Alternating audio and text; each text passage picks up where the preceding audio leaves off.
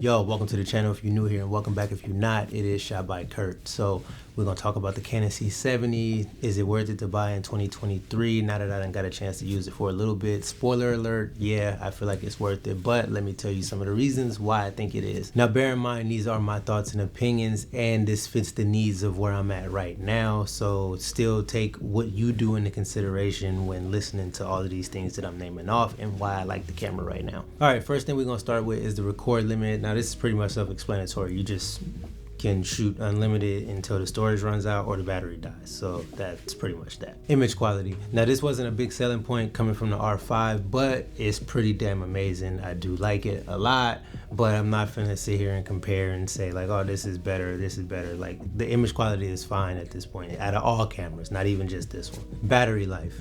Now this one is a major improvement over the Canon R5 because that one I was running through batteries left and right, especially doing these speaking events and capturing somebody talking and doing a 30-minute, 45-minute, hour speech, and I have to either swap the battery or stop because of the record limit that we talked about earlier. But in this case, the battery having to swap out because I'm burning through batteries too fast shooting the 4K. The battery life has been an amazing upgrade. Even just with the battery that comes with it, the BP830, I can get 2 hours, depending on how I shoot, 2.5 hours. If I do the BP860, then I can get up to, I say like 4 hours, 4.5 hours. I don't have the original BP860. I have a Core WXS, and you know, it says that it can go up to like 6.5 hours, but then when I actually start using it, it kind of goes down. And that might be because I'm running my my Ninja and, you know, running it through the D-tap of the battery. So that might be, you know, some of the reason on why it's dying so fast. That's something I had to test on the back end.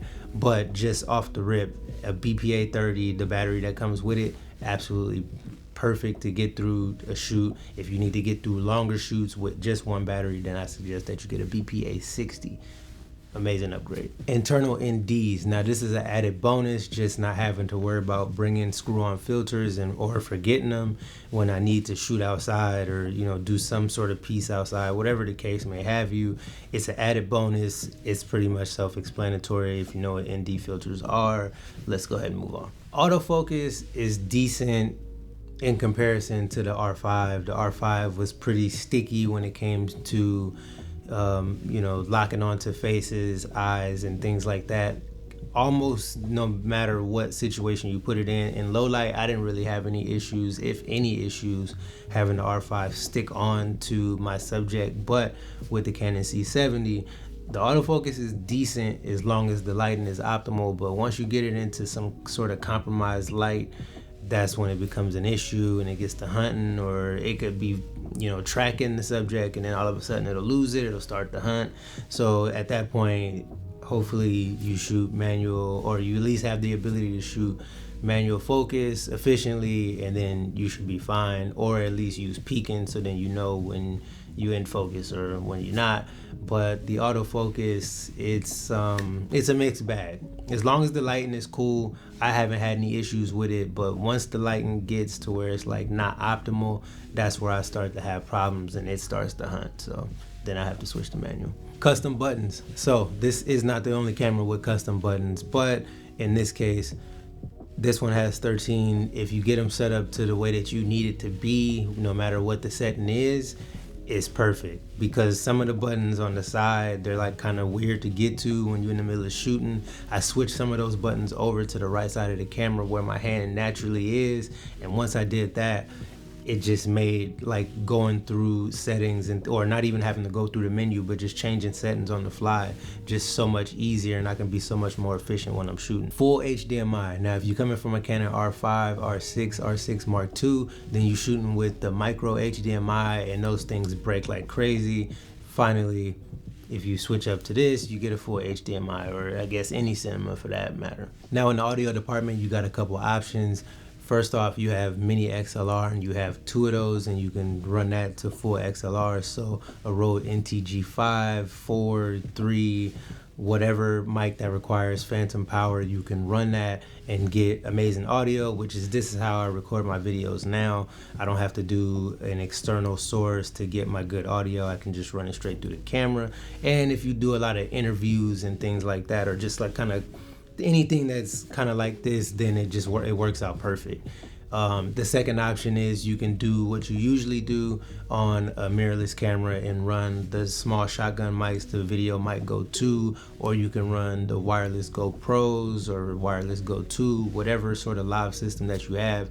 You can run that in addition to the XLR, just in case you need a backup for the audio that you shot. On the storage side of things, for me, it's kind of a mixed bag. Now, it's cool that it runs SD cards, but preferably the SD card should be V90, especially trying to shoot like higher quality and things like that. Now, the reason why I say that it's a mixed bag is because on Canon's website, they don't recommend anything past a 256. Now, when I was shooting on my R5, I had an Angelbird 1TB CF Express card that I paid $550 for, 1TB. So I could shoot all day if I needed to. But I haven't seen anything about the Canon C70 where anybody has shot even a 512 card on this C70. So it's a mixed bag because I'm not entirely sure if I want to spend the money, being that a 512 card is $550 for an SD card V90. Now, I'm pretty sure that you can shoot with a V60 or something like that, but in my experiment, if you will, I tried a V60 card, I think it was a V60 card, and I got an error every time I tried to record, and I wasn't trying to run the risk of being on a shoot with a client, and then I'm thinking that it's recording because the camera says that it is, but then something ended up being corrupt. I didn't want to go through that process, so I went on and got the recommended cards. One of them that I have is the Pro Grade, and then another one is SanDisk 128. And then the Pro Grade is 256. Both of them work flawlessly. I haven't had any issues or anything, knock on wood. But I really would like to have a higher capacity card just in case I need to shoot a lot of things. And then the best part about it is I have 2 memory card slots. They're both SD, so either I can relay, meaning I can just, if I run out of storage on one card, I can it'll transfer over to the other one seamlessly and not stop the recording. I could record proxies, or I can do, like a mirror recording, just a full quality, or for the most part it's full quality of the same thing, and just have it backed up immediately on both cards. But it's kind of hard to do that when I have a 256 and a 128. I would rather have two 512s if I knew that they both would work. So like I said in the beginning, I feel like the Canon C70 is worth it in 2023 and even going into 2024. But you just got to take your needs into consideration. You might not need XLRs, you might not need internal NDs. I just wanted to give some of my thoughts and opinions on why I feel like it's worth it for me and where I'm at in my journey right now. Like and subscribe for the good vibes.